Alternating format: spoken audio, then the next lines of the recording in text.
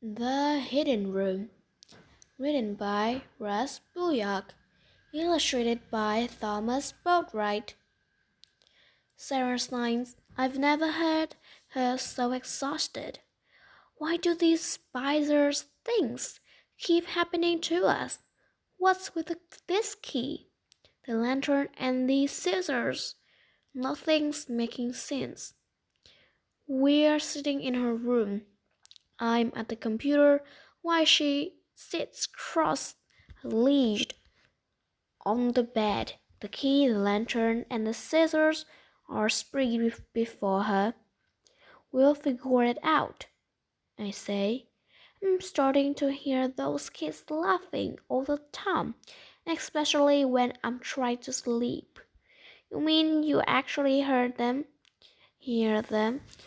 As if they're in the house, I ask. Yes. No, I don't know. She shakes her head. Any luck? I've searched everywhere I can think of on the web, but I'm not coming up with anything we didn't learn in school. I say, John Potter founded the mill, and the town grew up downriver. I did uncover something about his wife.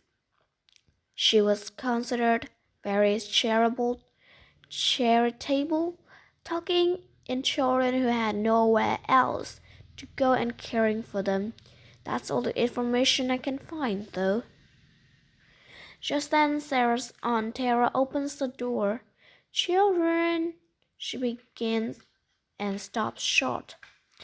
Her smile fades, and her eyes grow large as she steps inside, not shifting her intense gaze away from the bed. Where did you get these things? We found them, Sarah says. No one seems to get these things. You'd have to stick them out.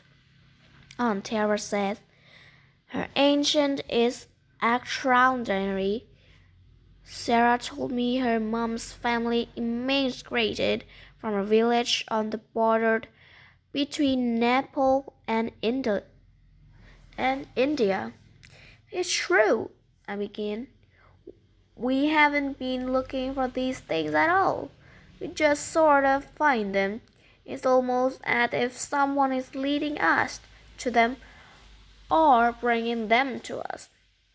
Along with some creepy laughing kids, Sarah adds. I didn't think it could happen, but on Tara's eyes intensify as she shuts the door. Come, child. She beckons for me to join them on the bed. Tell Auntie everything. Sarah and I exchanged glances, unsure if we should continue or if Aunt Tara would actually believe us. It started on Halloween. Sarah begins slowly, and soon the story pours out of us.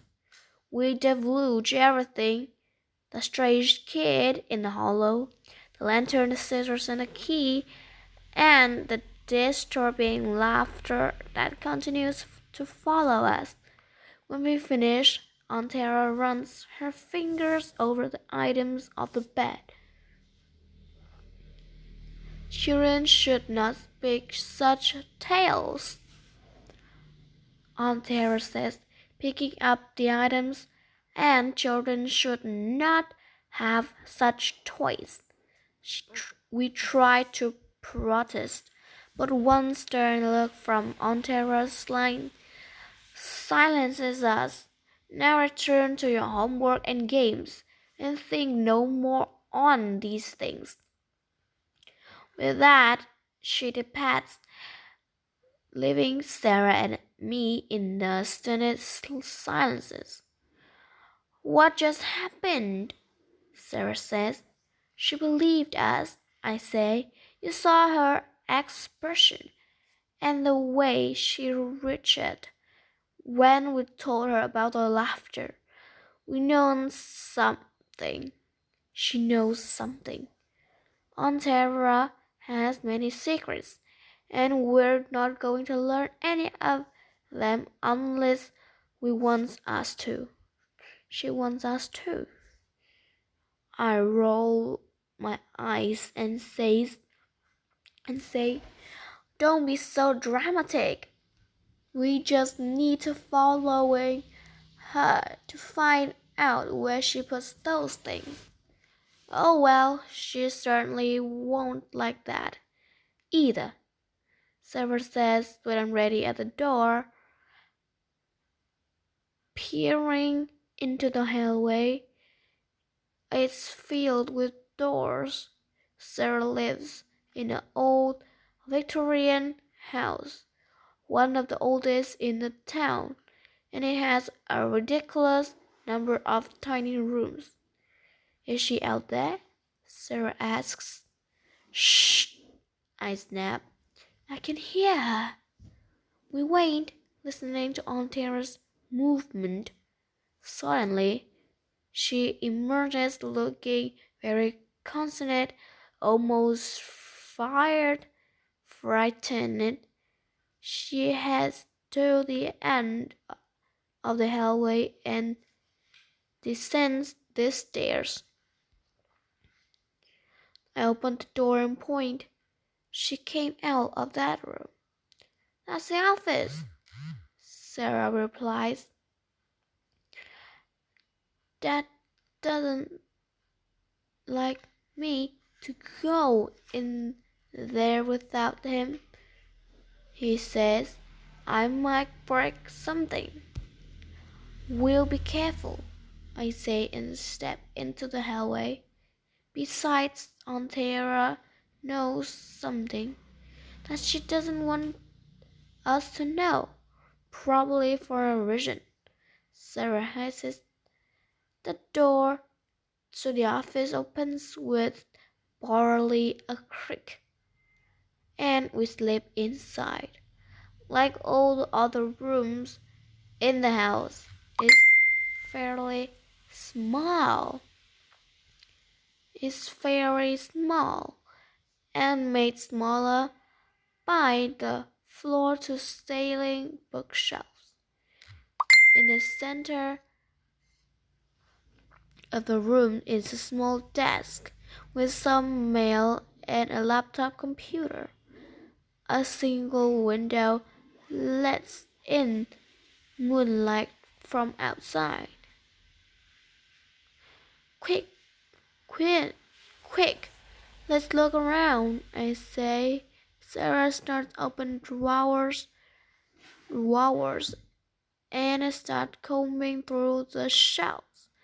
I find nothing, but when I turn around, Sarah's sitting at a desk, holding a photo. I remember where I saw the scissors before, she says. They belonged to my mother. She shows me a photo. It's of a beautiful woman sitting at a sewing machine. Dad says she always making clothes for people who needed them.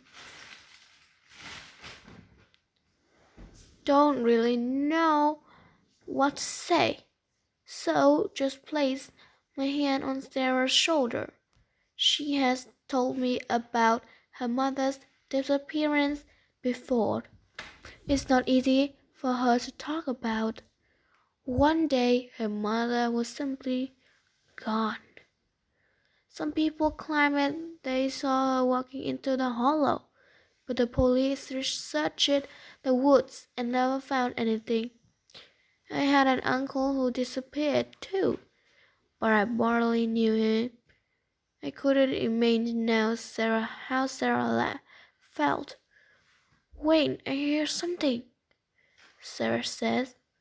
She stands up and presses her ear against one of the shelves. Here, listen. I follow the suit and quickly hear it, a soft scratching, like fingernails against wood. What's on the opposite side of this wall? I ask. I don't know. Nothing, I think. Sarah replies. I start pulling out books and stacking them on the desk. Sarah takes the cue, grabs the desk chairs, and stands on it to reach the higher shelves. As she grabs the first book, I entire section comes down. They're fake, Sarah says and tosses the hollow books down to me. I can see some kind of handle. Pull on it, I say. She does, and the entire bookcase shifts and swings toward us. She pulls harder, and it swings open more to reveal a dark room. I flick on a lamp on a table. The room is small, no bigger than a closet, really. Little bottles filled with herbs and other things. I can't really make out line racks on the wall. Everything looks neat and organized. The scissors, key, and lantern sit on a small table beside a small book with yellowed papers hanging out of it. Whoa, Sarah says. Dad said this house had some hidden places. We should get our stuff before on camera figures out we're in here. Sarah nods and we gather our things. She hesitates and grabs the book too. We close the bookcase again and replace all the books before sneaking back into Sarah's room. Children, dinner! Aunt Sarah calls from downstairs, and we quickly hide all our finds before heading down the hallway. Then it hits me. Wait, I say, grabbing Sarah's arm, who was scratching inside the hidden room.